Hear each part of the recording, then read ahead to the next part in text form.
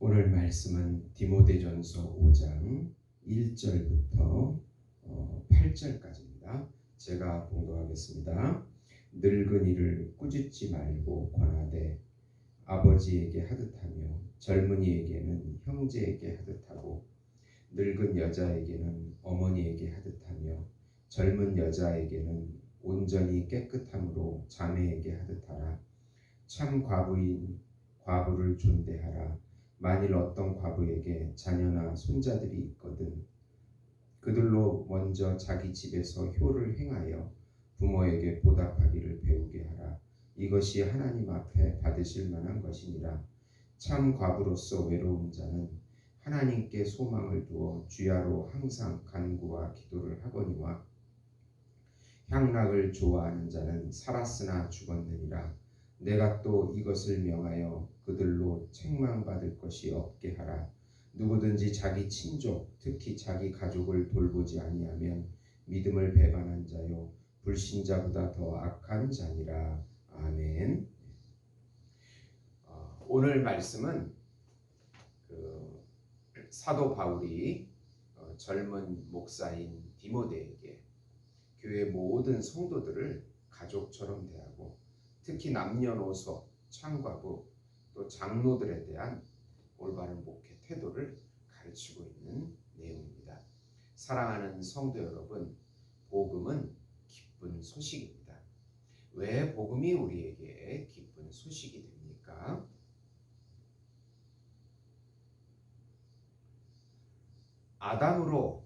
아담의 타락으로 인해 잃어버린 하나님의 참 형상과 참 모양으로 오신 그 예수님께서 하나님께 온전한 순종을 하시고 우리의 죄를 십자가에서 지심으로 그 의를 믿는 신자에게 주셔서 하나님과의 교제를 다시 회복하게 하시고 죄와 사망에서 해방시켜 주시고 율법에서 해방시켜 주시고 세상에서 해방시켜 주시고 자기 자신에게서 해방시켜 주신다는 소식이기 때문에 기쁜 소식이 되는 것입니다.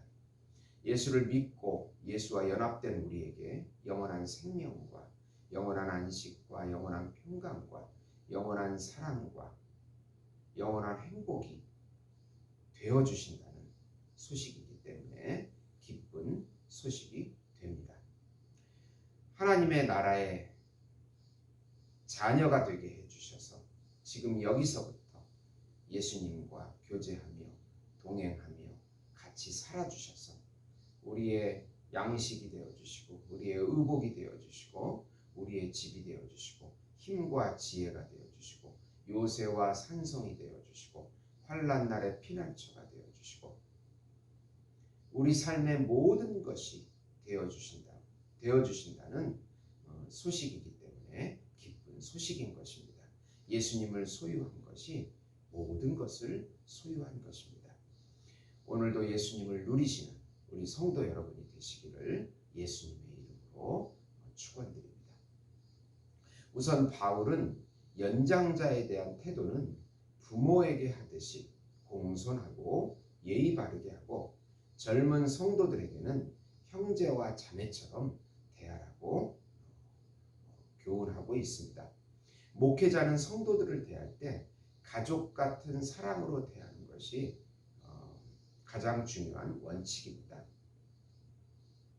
목회자로서 늙은 남성도에게는 책망할 것이 있으면 꾸짖지 말고 아버지같이 권면하고 젊은 남성도에게는 형제에게 하듯 하라고 합니다.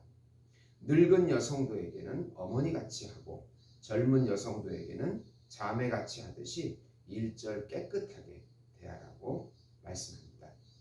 디모데는 젊은 목사로서 모든 성도들을 그리스도의 사랑으로 대하는 훈련을 해야 한다고 말씀하고 있습니다. 성도 속에 계신 예수님을 사랑하듯이 사랑해야 합니다. 모든 신자들은 그 안에 예수가 계시기에 예수님 대하듯이 대하는 태도가 중요합니다. 두 번째로 교회 안에 참 과부는 잘 돌봐줘야 하고, 젊은 과부는 함부로 과부 소원을 받지 말고, 젊은 사람은 결혼을 해서 가정을 가져 사탄이 틈타지 못하도록 하라고 말씀합니다. 참 과부는 남편이나 친척이 없는 온전한 과부를 말합니다. 교회는 이들을 잘 섬겨주어야 합니다. 이들은 오로지 하나님께 소망을 두어 교회를 위하여 기도와 간구하는 사명이 있기 때문입니다. 과부의 소원은 60세 이상으로 하고 가정을 가졌던 여인으로 선한 행실인 나그네를 접대하고 자녀를 양육하고 성도를 섬기고 구제의 경험이 있어야 합니다. 젊은 과부는 함부로 과부 소원을 받지 않도록 하는데 금방 소원을 저버릴 가능성이 있기 때문입니다. 그들은 게으르지 않도록 해야 하며 주변에 말을 만들지 않도록 해야 합니다. 그냥 젊은 여인들은 시집을 가서 아이를 낳고 가정을 지키도록 해서 사단이 틈타지 못하도록 하는 것이 좋다고 디모데에게 교육하고 있는 것입니다. 세 번째로 장로들은 존중하되 목사의 사례는 챙겨주고 두세 증인이 아니면 장로 송사를 받지 말라고 합니다. 장로는 두 종류가 있는데 말씀을 가르치는 설교를 담당하는 목사가 있고 그리고 신방과 행정을 담당하는 치리 장로가 있습니다. 특히 목사는 다른 직업이 없기에 반드시 이러한 사례를 주어야 합니다. 성도들은 교회를 위해서 노력하는 그들에게 존경스러운 태도를 가지고 순종해야 합니다. 장로가 죄를 범했을 경우에는 두세 증인이 아니면 함부로 송사를 받지 말라고 합니다.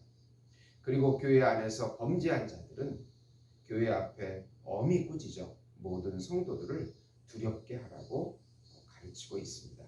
바울은 디모데에게 모든 일은 편견 없이 해야 하고 경솔히 아무나 안수를 주어서는 안 되고 다른 사람의 죄에 간섭하지 말고 자신을 정결하게 유지하라고 충고합니다. 죄인들이나 선행은 반드시 시간이 지나면 다 드러나게 된다고 말씀하고 있습니다. 요한복음 15장 10절에서 11절을 보면 내가 아버지의 계명을 지켜 그의 사랑 안에 거하는 것 같이 너희도 내 계명을 지키면 내 사랑 안에 거하리라. 내가 이것을 너희에게 이름은 내 기쁨이 너희 안에 있어 너희 기쁨을 충만하게 하려 함이라. 예수님께서 우리 안에서 하나님을 사랑하도록 해주시고 형제 자매들 이웃을 사랑하도록 해주십니다. 예수님 안에 거하고 순종할 때 우리 기쁨이 넘치게 될 것입니다. 사랑하는 성도 여러분, 요즘처럼 어렵고 불안하고 또 두려운 이런 시대가 되었습니다. 환경 오염부터 시작해서 전염병, 이런 우리가 겪어보지 못한 이런 환경 가운데서도 예수님께서 우리의 길과 진리와 생명이 되어주십니다. 오늘 하루도 믿음의 발걸음을 한 걸음 한 걸음 순종하셔서 우리 안에 계신 예수님을 마음껏 누리시는, 그리고 기쁨을 충만히 누리시는 우리 예수목장교회 성도 여러분이 되시기를 예수님의 이름으로 축원드립니다. 기도하시겠습니다. 하나님 아버지 감사합니다. 예수님께서 우리 안에서 일하시고 우리의 길과 진리와 생명이 되어주십니다. 날마다 예수님을 누림으로 기뻐 찬송하는 저희들이 될 수 있도록 축복해 주시옵소서. 예수님의 이름으로 기도드리옵나이다.